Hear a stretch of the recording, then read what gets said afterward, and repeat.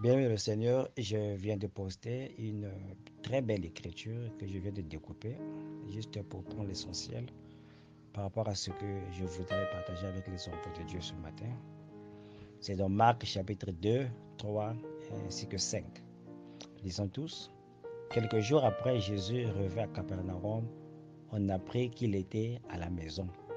Et c'est le souhait de tout le monde de savoir où se trouve Jésus. Si on nous dit que dans telle église, Dieu est en train d'agir, tout le monde va se rendre dans cette église. Si on nous dit que dans tel pays, que vraiment Dieu est en train d'agir, tout le monde se rendra à cet endroit-là. Parce que c'est le désir de tout un chrétien, c'est le désir de toute personne de pouvoir expérimenter la gloire de Dieu et de référer l'endroit où Dieu est en train d'agir. Et en ce temps-ci, c'était dans une maison. Et la Bible dit que des gens vinrent à lui parce qu'ils avaient entendu que Jésus était dans cette maison-là. Ils avaient avec eux un paralytique porté par 4 hommes. Oh bien-aimé le Seigneur. Et ici, ce que je voudrais dire aux enfants de Dieu, c'est très important d'être entouré par des gens qui connaissent Dieu. Bien-aimé le Seigneur, aujourd'hui, les gens cherchent des gens qui ont l'argent, les gens qui ont des voitures, les gens qui ont des maisons. Mais parfois, il y a des choses qui tombent dans nos vies que l'argent ne peut même pas résoudre, mon frère. Il y a des choses que, peu importe ton compte bancaire, peu importe ta voiture, peu importe ta position dans une compagnie, ça ne pourra jamais aider, bien-aimé le Seigneur.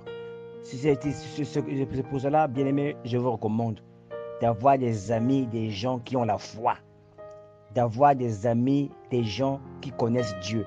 Même cette personne est pauvre, même cette personne est démunie, il ne travaille pas, il ne s'habille pas bien. Parce qu'aujourd'hui, on cherche l'aspect. Les gens qui conduisent bien, qui sont propres. Mais parfois, Dieu se révèle à des gens qui n'ont rien. Une pauvre sœur qui n'a rien, mais elle est ancrée dans la foi. Elle connaît son Dieu. Bien aimé Seigneur, nous devons être entourés de ces gens-là. Et nous voyons ici, il est le paralytique qui peut représenter ta situation que tu dis à quelqu'un. Ça peut représenter un problème que tu ne peux pas résoudre en toi-même, mais à parce que tu as autour de toi, bien aimé, les 4 personnes peuvent représenter les 4 points cardinaux. Ces gens peuvent être aux États-Unis, ces gens peuvent être au Gabon, peuvent être au Congo, peuvent être en Afrique du Sud. Ce n'est pas seulement des gens avec lesquels tu es bien aimé ou dans le même pays, dans le même quartier ou dans la même église. Ça peut être des gens qui sont loin, qui sont sur une plateforme, qui sont sur un website, qui sont sur Facebook, mais des gens qui connaissent Dieu. Et vous voyez, le paralytique a pu être guéri parce qu'il était entouré des gens. Il avait des collections, des gens qui avaient un bon investissement, des gens qui avaient foi en Dieu. Et la personne voit la personne qui marche. Parfois, on a des problèmes de conception, des problèmes où on sait que l'argent ne peut pas résoudre. Mais tous les amis que tu as autour de toi, qui ont l'argent, qui ont les voitures, qui ont les connexions, ne peuvent même pas t'aider. Mais la pauvre sœur, le pauvre frère que tu sous-estimais, qui connaît Dieu, peut prier pour toi et Dieu peut entendre. Peut intercéder pour toi, peut gêner pour toi et Dieu peut entendre ta prière. Bien-aimés, je vous encourage à ne pas sous-estimer les gens, à faire des amis, surtout les gens qui connaissent Dieu. C'est le plus grand investissement. Parce que l'ami que tu suis, qui a beaucoup d'argent, son argent ne peut même pas t'aider quand tu as des problèmes, qui ne demande pas l'argent. Mais cette personne que tu sous-estimes, qui n'a rien, mais qui connaît Dieu, bien-aimé, quand elle priera pour toi, quand elle priera pour toi, Dieu entendra ta prière. Et tu vas sortir de ton lit et tu vas marcher, bien-aimé Seigneur, et ton problème sera résolu. Que Dieu vous bénisse. Amen.